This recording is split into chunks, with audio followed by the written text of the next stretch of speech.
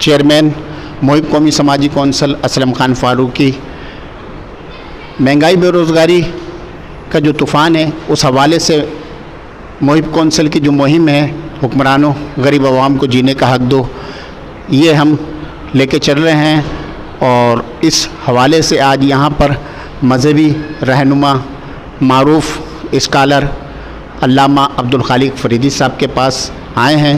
اور ان سے ملک میں جو مہنگائی و بے روزگاری کا طوفان ہے اس پر ان کے تاثرات لیتے ہیں کہ ان کے کیا تاثرات ہیں اس حوالے سے۔ مختصر وقت میں اپنے خیالات کا اظہار فرمائیے پلیز۔ اعوذ باللہ من الشیطان الرجیم، بسم اللہ الرحمن الرحیم۔ میں سب سے پہلے محب قومی سماجی کونسل کے چیئرمین محمد اسلم فاروقی صاحب کو مبارکباد پیش کروں گا کہ انہوں نے ایک ایسے موضوع کو چھیڑا ہے جو وقت کی ضرورت ہے، عوام کی ضرورت ہے، اور اس میں اصلاح کے لیے جو ہے وہ عوام کی زندگی پوشیدہ ہے۔ میں یہ سمجھتا ہوں کہ پاکستان کی 76 سالہ تاریخ میں اس قدر تیزی کے ساتھ مہنگائی کبھی نہیں بڑھی اور غربت بھی کبھی نہیں بڑھی۔ اس وقت مہنگائی حکمرانوں کے کنٹرول سے بھی باہر ہے، عوام کے کنٹرول سے باہر ہے، اور ہر شخص صرف 2 وقت کی روٹی کے لیے پریشان ہو رہا ہے۔ تو میں یہ سمجھتا ہوں کہ حکمرانوں کو اور جو ہمارا کمشنری نظام ہے اس کے ذمہ داروں کو اور جو پرائس کنٹرول کمیٹیوں کے سلسلے میں ڈائریکٹرز اور ڈپٹی ڈائریکٹر بنائے ہوئے ہیں، ان سب کی یہ ذمہ داری ہے کہ وہ اشیاء صرف، خاص طور پہ بنیادی اشیاء صرف کی قیمتوں کو کنٹرول کرنے کی کوشش کریں،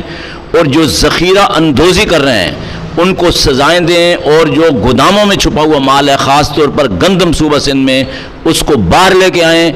اور عوام پر وہ احسان کریں۔ ایسا نہ ہو کہ عوام جو ہے وہ ذہنی مریض ہو جائے مکمل طور پر، کیونکہ پہلے پاکستان میں ذہنی مریضوں کی تعداد 5% تھی، اور ابھی تازہ سروے کے مطابق ذہنی مریضوں کی تعداد 55% ہو گئی ہے۔ لہذا میں ایک مرتبہ پھر حکمرانوں سے یہ اپیل کروں گا کہ وہ مہنگائی کو کنٹرول کرنے کے لیے اور غربت کے خاتمے کے لیے اور اشیاء صرف کم قیمتوں پر، مناسب قیمتوں پر عوام کو دینے کے لیے، ان کے گھر تک پہنچانے کے لیے خدا کے لیے اپنا کردار ادا کریں، اور وہ اپنا نام جو ہے ملک کے خدمت کرنے والے حکمرانوں میں لکھوا لیں۔ جی بہت شکریہ جناب علامہ فریدی صاحب۔ جیسے کہ آپ دیکھ رہے ہیں کہ نوجوان گریجویٹ نوجوان ہمارے وہ فوڈ پانڈا اور دیگر جو فوڈ کے کمپنیاں ہیں ان کے لیے کام رہے ہیں، اور ان کی گریجویشن وہ ایک ردی کی ٹوکری میں پڑی ہوئی ہے۔ تو اس پر آپ حکمرانوں سے کیا کہیں گے؟ دیکھیں، یہ ریاست کی ذمہ داری ہوتی ہے کہ ہر فرد کو روزگار فراہم کرے، اور اس کے اسٹیٹس کے مطابق جو پڑھے لکھے نوجوان ہیں ان کو نوکریاں جو ہیں وہ حکومتی جو ڈپارٹس ہیں مختلف اس میں دینی چاہیے۔ اور میں یہ سمجھتا ہوں کہ اس وقت ہماری خوش قسمتی ہے کہ عرب ممالک ہماری طرف بہت زیادہ متوجہ ہیں، لہذا بڑے پیمانے پر IT کے انسٹیٹیوٹ قائم کرنے چاہیے، اور جو گریجویٹ نوجوان ہیں، جو انٹر پاس نوجوان ہیں، جو MA پاس نوجوان ہیں، ان کو اس کی مختصر معمولی ٹریننگ دے کر بہت بڑی کھپت ہو سکتی ہے عرب ممالک کے اندر۔ اس سے زر مبادلہ بھی آئے گا، اور اس سے لوگوں کو روزگار بھی ملے گا، لوگوں کے گھروں کے چولہے بھی جلیں گے،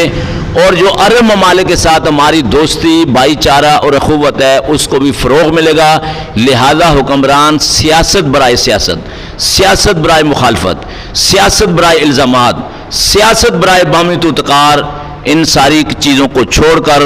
ان کو چاہیے کہ وہ پڑھے لکھے نوجوانوں کو صاحب روزگار بنانے کے لیے بھی اپنا کردار ادا کریں، کیونکہ یہ ان کی ذمہ داری ہے۔ اور حضرت عمر فاروق رضی اللہ تعالیٰ عنہ کا یہ قول یاد رکھیں کہ اگر دریائے دجلہ کے کنارے ایک کتا بھی بھوکا مر گیا تو عمر بن خطاب رضی اللہ تعالیٰ عنہ سے